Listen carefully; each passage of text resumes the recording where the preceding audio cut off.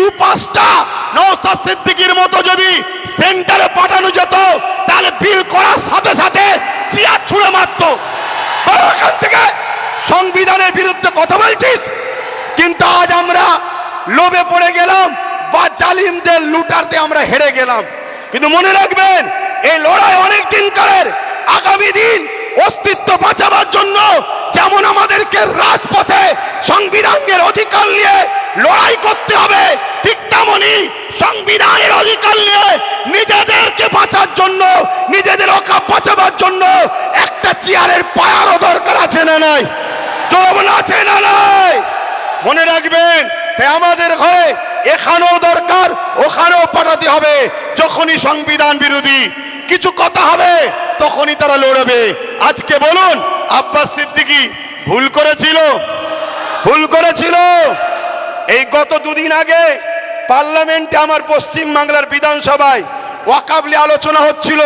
বড় বড় দাঁড়িয়ে রাখা মৌলী সাহেব কলকাতায় দাঁড়িয়ে বড় বড় ফুটানি দিচ্ছিল, ওর মধ্যে ঢুকে একটা ওয়াকফের পক্ষে কথা বলেনি, একটাও কথা বলেনি। আমি আপনাকে রিপোর্ট বলে যাচ্ছি, কেন? ও যদি কথা বলে পরের বারে টিকিট পাবে না, পরের বারে টিকিট পাবে না। তাহলে এই রকম যদি মুনাফিক মুসলমান আমাদের মাথায় বসে থাকে, তাহলে আমাদেরকে লুটবে না তো কাদেরকে লুটবে? তাহলে এর জন্য আমাদের দোষ আছে না নাই? আগামী দিন বাচ্চাদের ভবিষ্যতের স্বার্থে, কেন ওয়াকফ হলো সব থেকে বড় ইস্যু, এটা যদি মিটে যায় তোমাদের সব অস্তিত্ব মিটে যাবে। ওয়াকফ যখন থাকবে না, তুমি ভারতের স্বাধীনতার আগে দেশ ছিলে, প্রমাণ দেখাতে পারবে না। আরে তোমার মসজিদে থাকার পরও প্রমাণ দেখাতে পারছো না, তারপরে মনে রাখবে তখন তোমাকে বলবে যদিও থাকে থাক, ভোটটা দিতে পারবে না। শুনছে না, শোনেন না? এ বিরাট বড় নাটক, অনেক বড় চেন চলছে। মনে রাখবেন, বিগত দিন যা বলেছি আজকে সেটা ঘটছে না ঘটেনি। আজকে যেটা বলছি, যদি ঘুমিয়ে থাকো, অগ্রাহ্য করো, তাহলে আগামী দিন কিন্তু কোনো ঘটবে, তখন কিন্তু আব্বাস সিদ্দিকী আর বলার জন্য থাকবে না।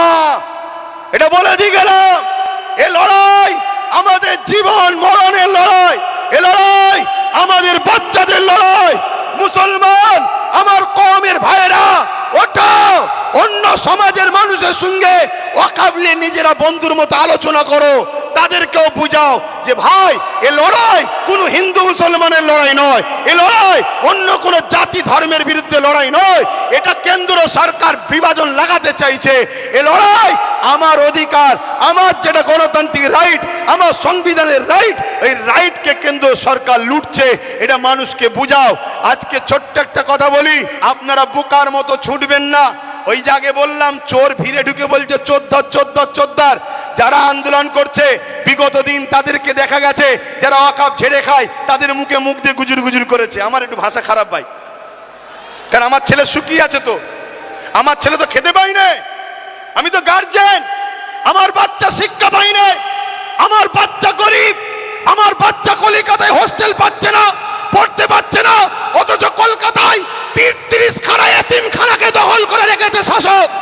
33 খানা এতিমখানা রয়েছে কলকাতায়, ভিআইপি জায়গা রয়েছে, ওই জায়গাগুলোতে সব বিভিন্ন প্রমোটিং হয়ে যাচ্ছে, কোটি কোটি টাকা লেনদেন হচ্ছে রাজ ক্ষমতার জোরে।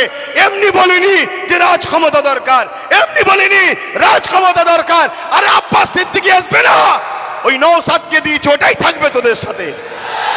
আমি আমার যেটা করছি করব, কিন্তু তোমাদেরকে ভাবাচ্ছি, তোমরা ভাবো, তোমরা ভাবো। আজকে বিধানসভায় এতগুলো তো মুসলিম এমএলএ রয়েছে, এমপি রয়েছে, এই গত কদিনে, এই গত পরশু দিনে আলোচনা হয়েছে, কারো মুখে কথা নেই। তোমাদের নওশাদ, তোমাদের, এ ভাঙড়বাসী, তোমাদের নওশাদ, তোমরা গর্ব করো, তোমাদের নওশাদ। তোমাদের এই ভাঙড়ে পাওয়ার গ্রিগেড যখন তৈরি হয়, 3 বিঘে ওয়াকফ জায়গা ঝেড়ে নিয়েছে। আমি বলে যাচ্ছি, মিলিয়ে নাও, 3 বিঘে ওয়াকফের জায়গা পাওয়ার গ্রিডের নামে নিয়েছে।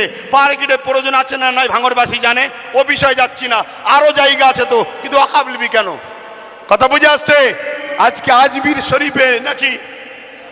শরীফে নাকি হিন্দু ভাইদের কোন একটা বিশ্বাস, শিবলিঙ্গর কি ধর্মীয় একটা কিছু ব্যাপার আছে।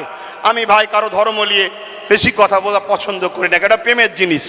কিন্তু আমি আমার হিন্দু ভাই, সনাতনী ভাই শ্রদ্ধার সাথে জানাচ্ছি, বলুন তো ভাই, যখন গাজা খাজা গরিবে নওয়াজ হুজুরের রওজা তৈরি হয় আজ থেকে প্রায় 800 বছর আগে, আলাউদ্দিন খিলজি তখন ছিল, তখন তো হিন্দুস্তানে হাজারো লাখো হিন্দু ভাইয়েরা ছিল, আজমিরেও ছিল, কই তখন তো কেউ কথা তোলেনি যেটা আপনি শিবলিঙ্গর আমাদের তীর্থভূমি আছে সেটাকে ভেঙে কেন আপনি করলেন?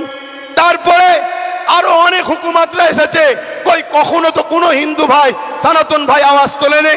তারপরে ইংরেজ এসেছে, আজকে আমার দেশে এই বিজেপির অটল বিহারী বাজপেয়ী সাহেব এসেছে, কই তখন তো আওয়াজ ওঠেনি। এটা শুধুমাত্র আমাদেরকে ব্রেন ডাইভার্ট করছে, হিন্দু ভাইদের করে বোকা বানানো হচ্ছে।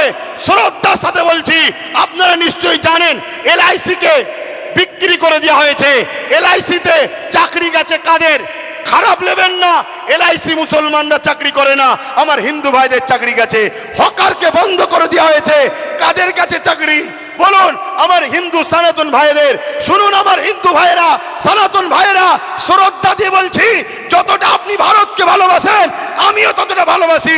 আমি আপনাকে ছোট করছি না, তবে আমার ধর্ম বলছে দেশকে ভালোবাসা, তাই দেশের জন্য মরা এটা আমাদের জন্য পুণ্যের কাজ। দেশকে আমরা এতটাই ভালোবাসি, তাই আপনাদেরকে শ্রদ্ধার সাথে জানাচ্ছি, মনে রাখবেন রেল বিক্রি হয়ে গেল, জিনিসপত্রের দাম কিভাবে চলছে, একটার পর একটা, কারেন্ট থেকে শুরু করে এয়ার থেকে শুরু করে এয়ারপোর্ট থেকে শুরু করে সব বিক্রি হয়ে যাচ্ছে। তাই আইকে চোখকে ঘোরাবার জন্য এই সব ষড়যন্ত্র চলছে। আসুন আমার সনাতন ভাই, আদিবাসী ভাই, দলিত ভাই, সাঁওতাল ভাই, শিখ ভাই, পাঞ্জাবি ভাই, ভারত আপনার, ভারত আমার, ভারত আপনার, ভারত আমার। আমি বলছি ভারত আপনার, আপনার আপনার আপনার, আমি আপনার ভাই, আমারও ভারত। আসুন মিলেমিশে যেভাবে ব্রিটিশের কালো থাবা থেকে আমার দেশকে আজাদ করেছি, এই সকল অশুভ যারা দেশকে লুটছে এদের হাত থেকে আমরা দেশকে আবার নতুন করে ফিরিয়ে সুন্দর করে সাজাবার জন্য কাঁধে কাঁধ মিলিয়ে চলি।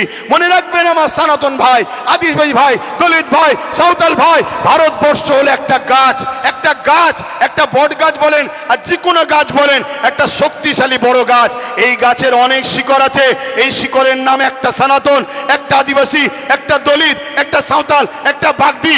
মনে রাখবেন আমার ভাইয়েরা, একটা শিকড়ের নামও মুসলমান। যদি একটা শিকড় কাটে গাছ দুর্বল হবে, অর্থাৎ দেশ দুর্বল হবে। মনে রাখবেন আমরা কারো দয়াতে খাই না, আমরা খাই রাজ্জাক আল্লাহর দয়াতে খেয়ে থাকি।